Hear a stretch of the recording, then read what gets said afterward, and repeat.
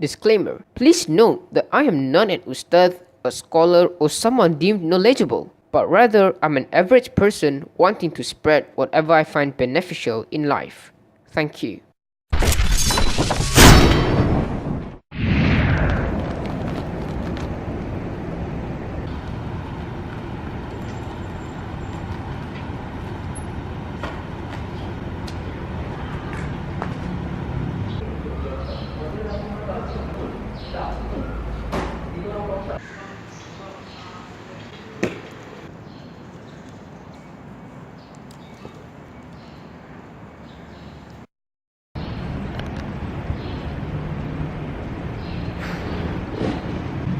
Assalamualaikum warahmatullahi wabarakatuh. Probably get mic for better audio quality. Assalamualaikum, alhamdulillah, wassalatu wassalamu ala rasul amin wa ala alihi wa sahbihi wa man walah amma ba'd. Alhamdulillah, we thank Almighty Allah subhanahu wa ta'ala that Allah has still given us healthy mind, healthy body, healthy soul. And I thank Allah subhanahu wa ta'ala for such a beautiful weather all around me. It's a beautiful Sunday morning. What an amazing setting. And for today's video, as you might have guessed in the title, I'm going to talk about Qur'an and how the noobs deal with it. Now when I mean noobs, I mean those people who kind of have a hard time reciting in general. Basically, they're those who are new to it. You know, noobs means new, right? Yeah, they're basically new into reciting Qur'an, or maybe they're maybe in the first couple steps basically in reciting Quran or memorizing it. So the thing to ask regarding this is it an excuse for these kinds of people to continue the journey in reciting the Quran? Or can they just be like, just forget it, like no point of reciting it or something like that? Can they have that mindset? Well, the short answer to this question is no. It is not an excuse for them to forget the Quran itself. There are a couple of things that I can help justify this particular point. One is Allah has clearly promised in the Quran.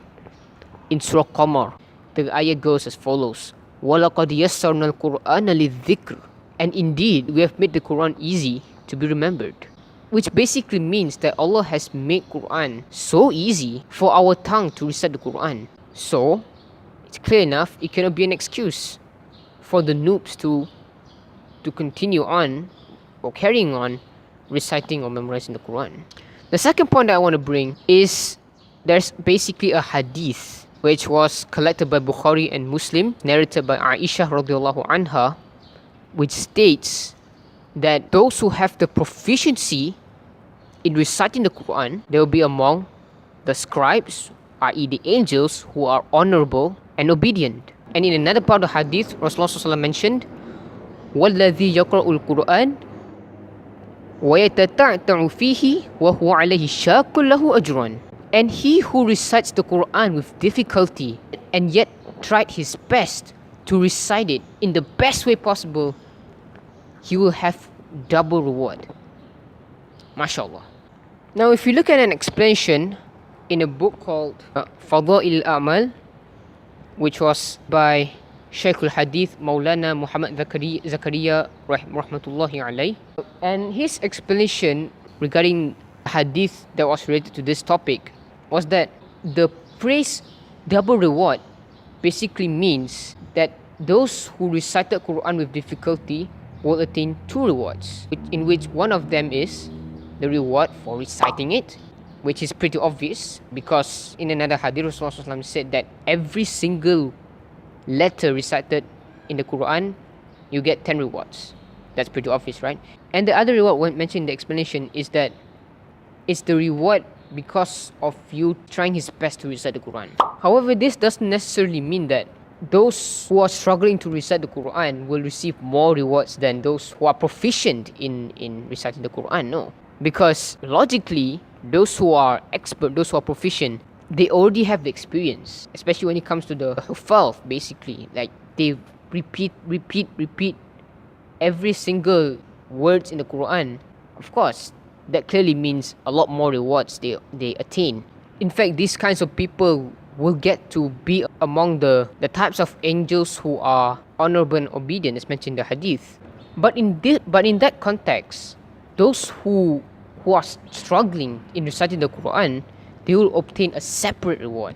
So to those who are new in reciting the Quran, who are new to memorizing or reciting the Quran, don't worry too much. You're still gonna obtain rewards anyway. At least it's better than if you don't recite the Quran at all. It's so much better. But okay, let's say maybe this is so tiring lah. They think like, heck, this is super challenging, right? There's no way I can master the Quran recitation. There's no way I can finish the Quran, because it can be too far-fetched, right, to finish the entire Quran. But maybe let's say they are still not that motivated. Well, alternatively, the best thing I can say is try to keep listening to Quran instead. That's the best I can say. If you can't recite the Quran with your own voice, listen to the voice of others reciting the Quran Karim. In fact, Allah has mentioned in Surah Al-A'raf, وَإِذَا قُرِئَ الْقُرْآنُ فَاسْتَمِعُوا لَهُ وَأَنصِتُوا لَعَلَّكُمْ تُرْحَمُونَ. When the Quran is being recited, listen and pay attention so that you may receive mercy. I mean, even by just listening, you still obtain something good. So if you can't recite the Quran, perhaps listening to the Quran is already sufficient already. Nak atau tak nak je.